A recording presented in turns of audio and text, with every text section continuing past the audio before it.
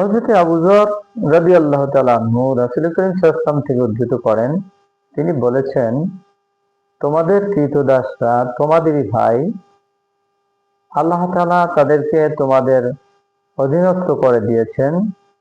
কাজেই যার ভাইকে তাদের ভাইয়ের অধীনস্থ করে দিয়েছেন, সে তার ভাইকে তার থেকে আহার দিবে।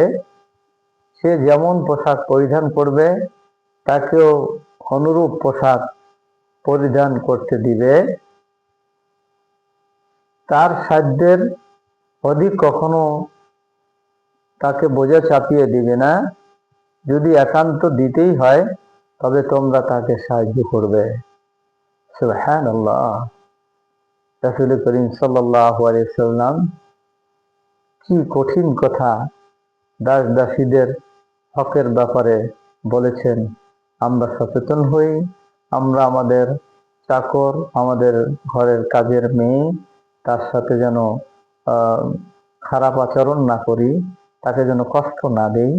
তাহলে আল্লাহর কাছে আমাদেরকে এর জন্য জবাবদিহি করতে হবে। আল্লাহ আমাদেরকে আমাদের কাজের ছেলে মেয়েদের সাথে ভালো আচরণ করার তৌফিক দিন।